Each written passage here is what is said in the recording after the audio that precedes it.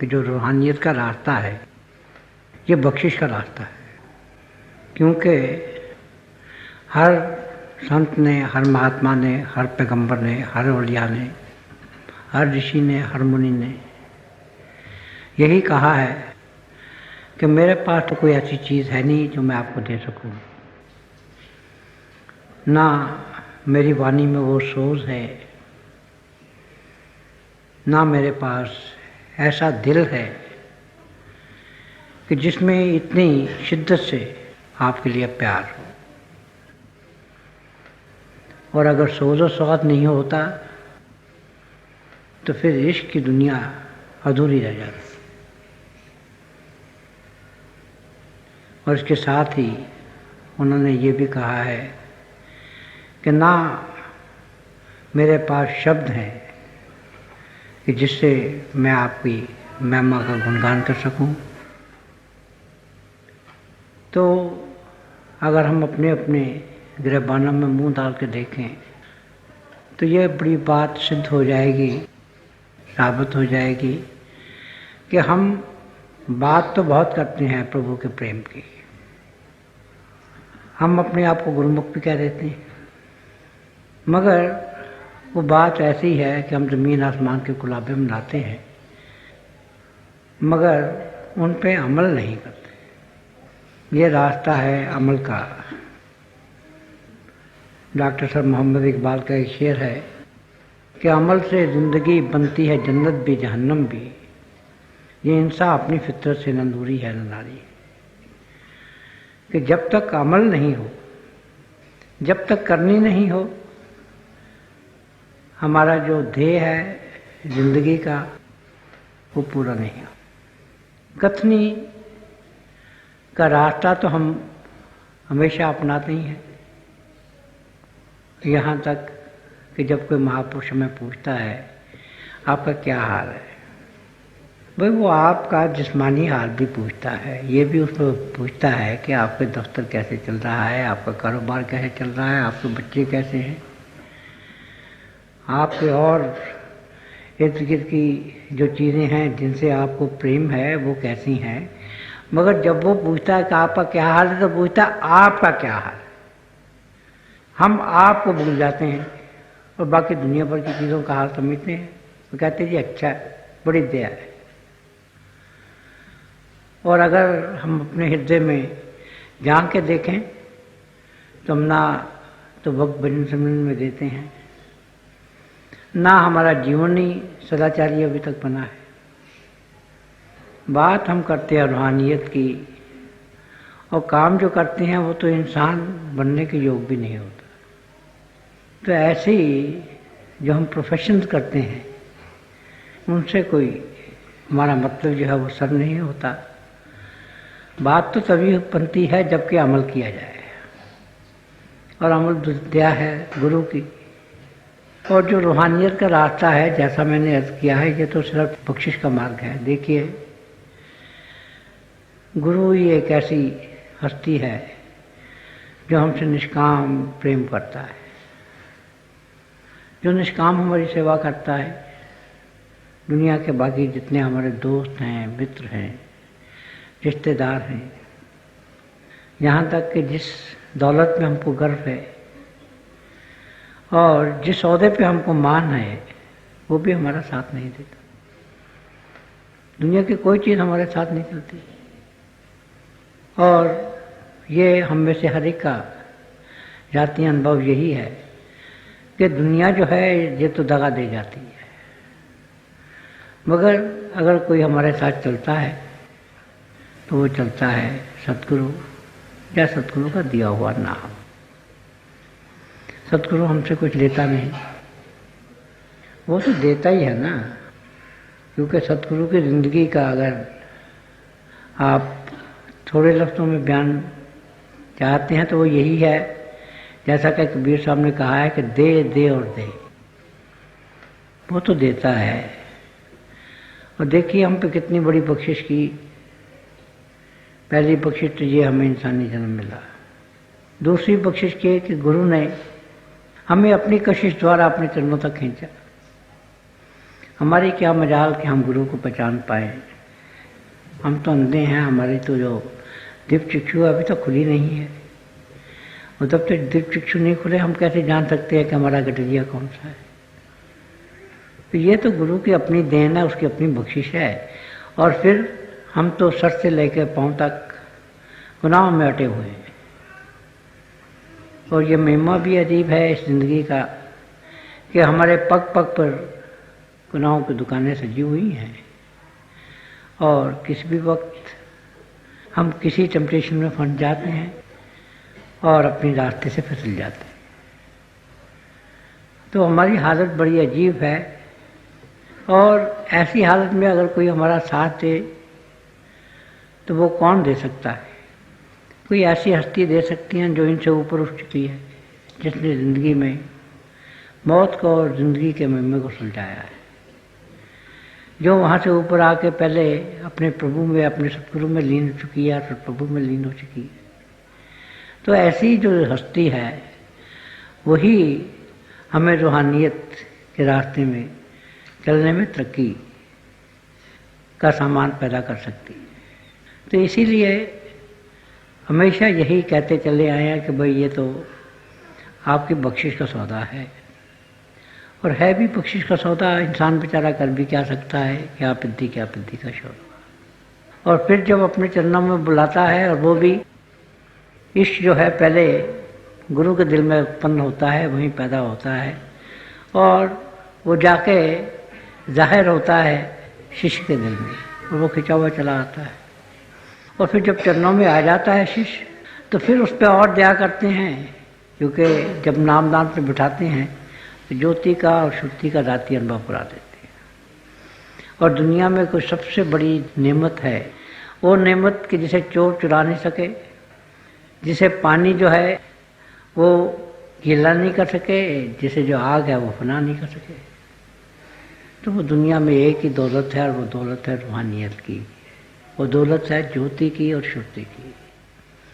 वो दौलत है प्रभु के प्रेम की, क्योंकि प्रभु प्रेम है और हम प्रभु को प्रेम के रास्ते पा सकते हैं। तो ये तो सतगुरु की जब बख्शिश होती है तो वो हमारे दिल जो कि बिल्कुल बंजर होते हैं उसमें प्रेम का बीज जो है वो डाल देता है।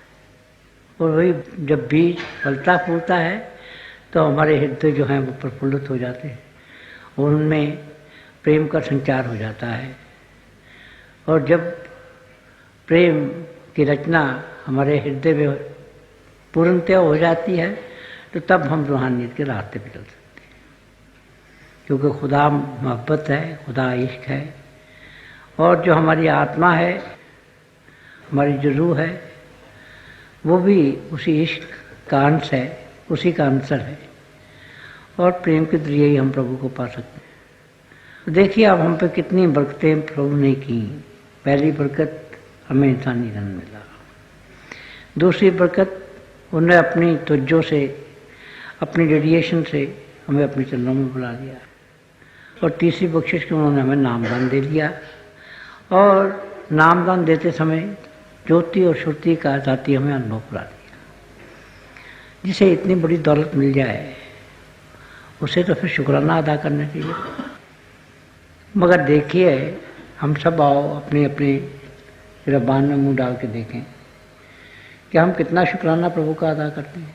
बातों से तो हम कहते हैं सब बड़ी दया है, मगर ज़रा से कोई बात हुई, दफ्तर में हमें प्रमोशन नहीं वक्त में मिली, बिजनेस में कोई ऐसी रुकावट हो गई, बल्कि यहाँ तक कि छोटी छोटी बातों में अगर हमारी मर्जी के मुताबिक नहीं होती तो देखिए कि हमारा जो है, जिसका हम इतना चर्चा करते हैं, उस फेथ का क्या बनता है। हम कहते हैं ना हमें बड़ा इत्मीनान है, हमें बड़ा भरोसा है, पर भरोसा तभी पता चलता है जबकि बुरे दिन आ जाएं। जब अच्छे दिन हो, जब सब काम अपने लिहाज से चलते हों, तब तो हर एक को भरोसा बना रहेगा। मगर जब आदमी के दिन कुछ नाखुशगवार हों तो तब अगर फेथ रहे तो वही फेथ है।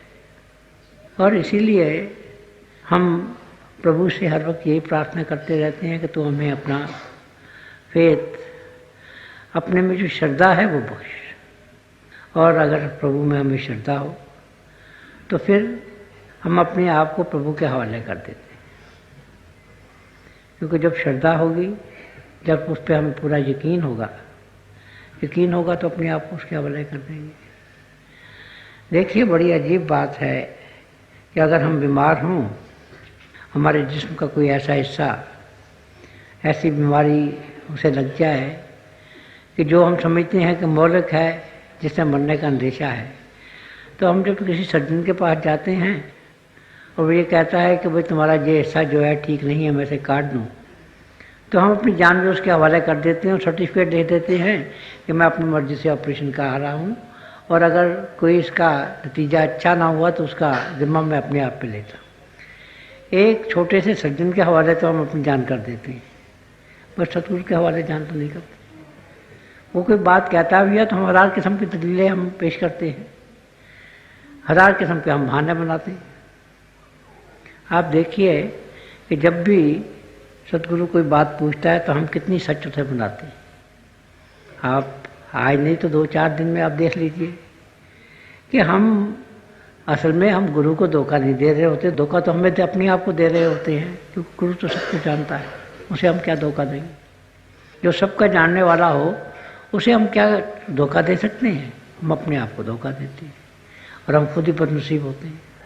और इसीलिए संत महात्मा ने हमेशा ये कहा है कि हम में शुक्राना करने की जो है वो खूबी पैदा होनी चाहिए। क्यों? क्योंकि जो हमें मिल चुका उसका शुक्राना अदा करें और आइंदा के लिए और हाथ उठाएं। एक शेर है कि ये अल्लाह की देन है प्यारे, अपने बस का रोग नहीं, शुक्र नेमत भी करता जा, दामन भी फैलाता जा। मगर एक और ऐसी हालत आती है एक सच्चे शिष्य के जीवन में, एक गुरुमुख के जीवन में, कि जहाँ मांगना भी गुनाह हो जाता है। क्योंकि रूहानियत का रास्ता, तसव्वुफ़ का रास्ता एक बड़ा अजीब रास्ता है। यहाँ शुरू की इब्तदाई मंजिलों में जो चीज़ जायज़ समझी जाती है वही ऊपर की मंजिलों में हराम हो जाती है। शुरू में चीखना, पुकारना, आंसू बहाना सब जो है सब हलाल है, मांगना भी हलाल है। मगर जो जो है रास्ते पे चलने वाला सालिक या पथिक तरक्की करता है, त्यों यही बातें जो हैं तो ये हराम हो जाती हैं। अब रूप की मंजिलों में जाके प्रभु से कुछ नहीं मांगता इंसान। क्यों? क्योंकि अगर प्रभु से कुछ मांगा जाए तो राधे पर रज़ा का मसला जो है वो गलत हो जाता है। फिर वो तेरा बाना मीठा लागे की तो बात नहीं रहती। हम कहते हैं तेरा बाना मीठा लागे, मगर हमने कहा कि हमें ये दे दो, हमें वो दे दो, हम बीमार हैं तो हमें ठीक कर दो, हमारा बिजनेस खराब है तो बिजनेस ठीक कर दो।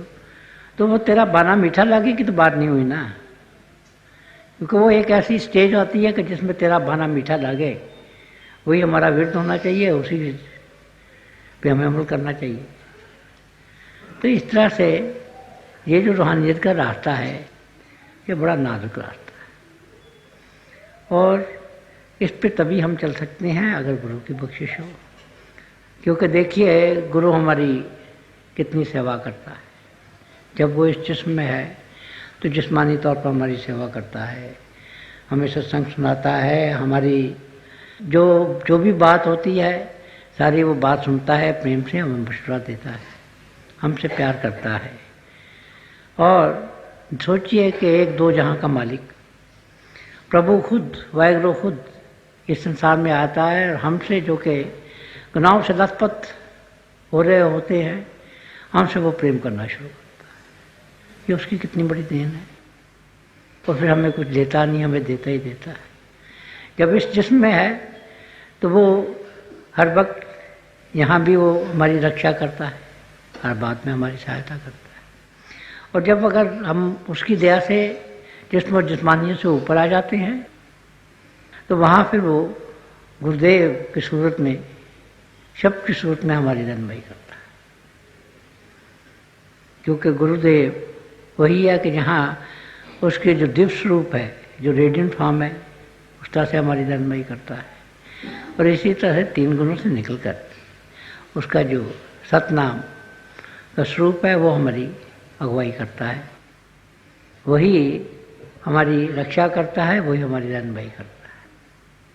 वो तो हर हाल में हमारी सेवा ही करता है।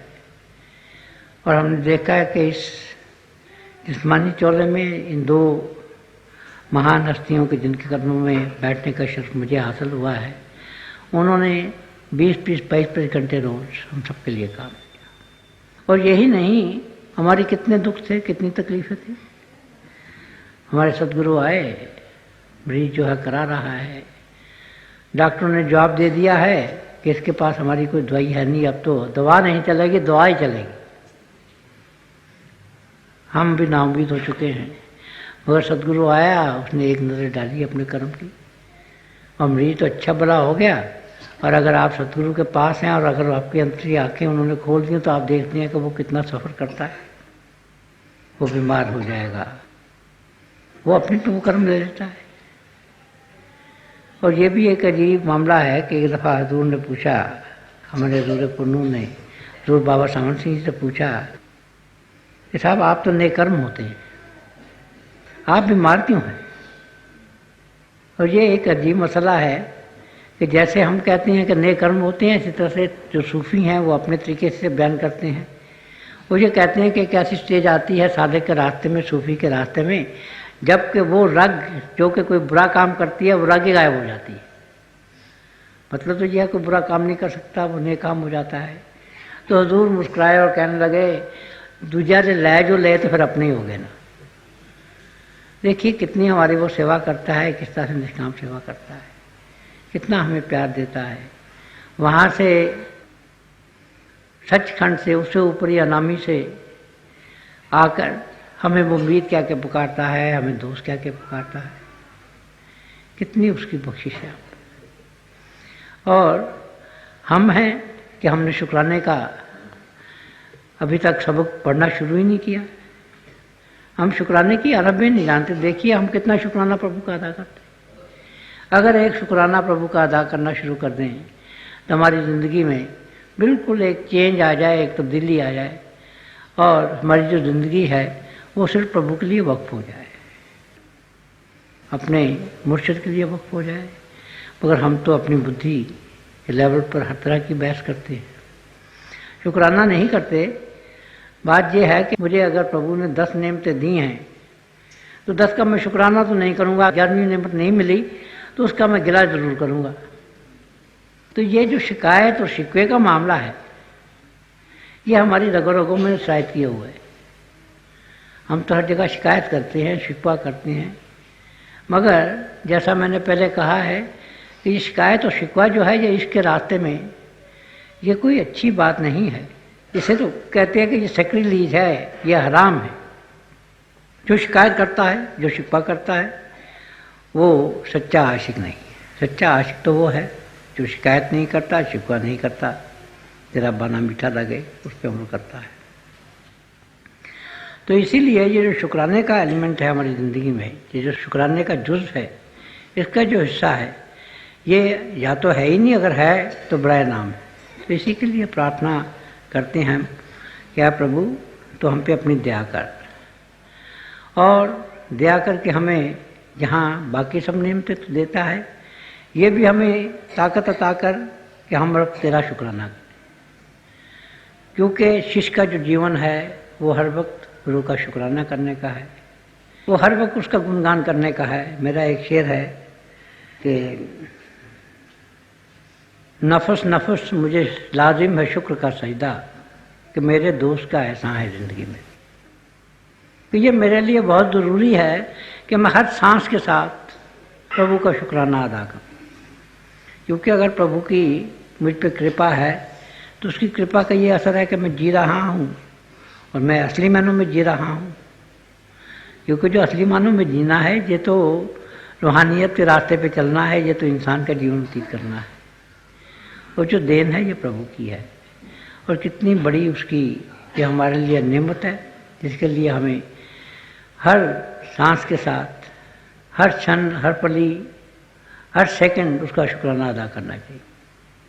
तो इसीलिए आओ हम सब आज इन दो महापुरुषों के चरणों में यही अरदास करें कि वो हमें ये बल बख्शें, ये ताकत बख्शें कि हम जो उसने हमें नेमतें दी हैं उनका शुक्राना अदा कर सकें।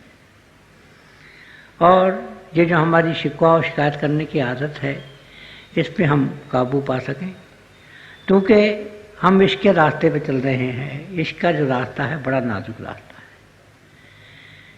इस पे तो ज़रा सी अवज्ञा हुई और जिस तरह शीशे में थोड़ी सी ठोकर लगे तो निशान रह जाता है बाकी, इसी तरह से इस रास्ते में भी अगर थोड़ी सी अवज्ञा हो जाए तो उसका अफसोस बड़ी देर तक रहता है। तो इसलिए यही हम प्रार्थना करते हैं इन दो महापुरुषों से, उनसे पहले जो महापुरुष आए हैं, कि हमें इस चीज़ की वो ताकत बख्शें कि हम जो उन्होंने हमें दिया है, जो उन्होंने बख्शा है, जो नेमतें अता की हैं, जो उन्होंने हमें जिया दान दिया है, क्योंकि जो गुरु है वो जिया दान देता है। जिया दान दे भक्ति लाइन हर्ष लैन मिलाए और मुर्शदे कामल लाजे दिल कुनद और ये लाजे दिल बदिल हाथ। तो जो उन्होंने ये जिया दान हमें दिया है, ये जो वाटर ऑफ लाइफ उन्होंने दिया है, ये जो आबे हयात दिया है, ये जो अमृत दिया है, क्योंकि अगर जीते हैं तो हम आबे हयात की वजह से जीते हैं। और अगर इस फानी दुनिया में, इस नाशवान दुनिया में उन्होंने अगर हमें जावेदानी ज़िंदगी अता की है, हमेशा रहने वाली ज़िंदगी दी है, एक अमर जीवन उन्होंने अगर हमें बख्शा है, तो उसका हमें शुक्राना अदा करना चाहिए।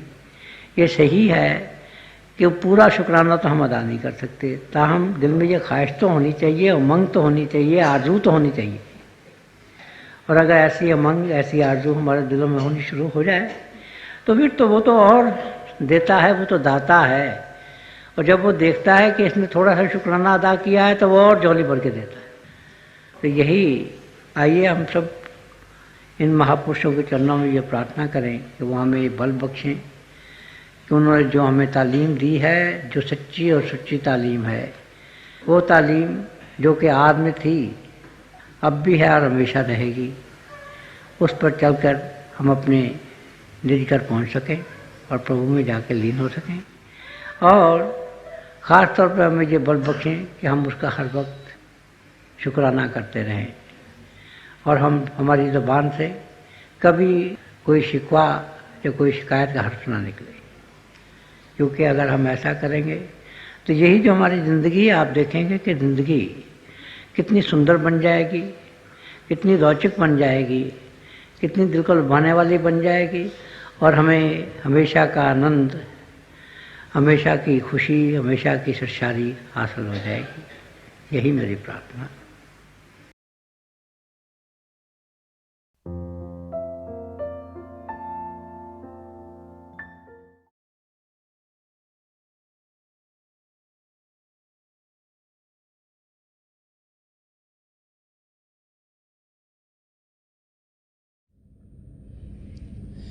प्यारे भाई और बहनों, अभी हम सब दयाल संदर्शन सिंह जी महाराज की दिव्य वाणी सुन रहे थे। जब भी हमें संदर्शन सिंह जी महाराज के शब्द सुनने को मिलते हैं तो एक नया रास्ता हम सब के लिए खुल जाता है, जिसके ज़रिए हम अपनी मंजिल तक पहुंच सकें। वो रास्ता प्रेम का रास्ता है, वो रास्ता अध्यात्म का रास्ता है। तो थोड़ी देर के लिए आप सब अभ्यास के लिए बैठ जाएं।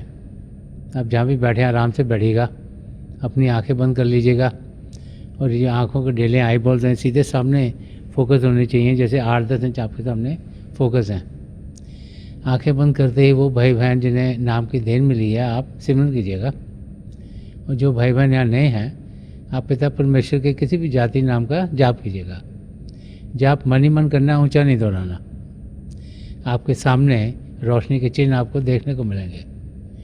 शुरू में शायद ऐसे लगेगा रोशनी आकर जा रही है, रोशनी के चक्र हैं, लेकिन जैसे जैसे आपका ध्यान टिकता चला जाएगा आपको लगेगा रोशनियाँ टिक गई हैं और बहुत से नज़ारे आपको देखने में मिलेंगे। तो जो कुछ आपको दिखता है उसे बड़े आराम से देखिए, प्रेम से देखिए और आप देखेंगे कि आपकी ज़िंदगी में आपको कितना सुकून मिलेगा, कितनी शांति मिलेगी। और आपकी ज़िंदगी प्रभु के प्रेम से भरपूर होनी शुरू हो जाएगी। थोड़ी देर के लिए आप सब अभ्यास के लिए बैठ जाएं।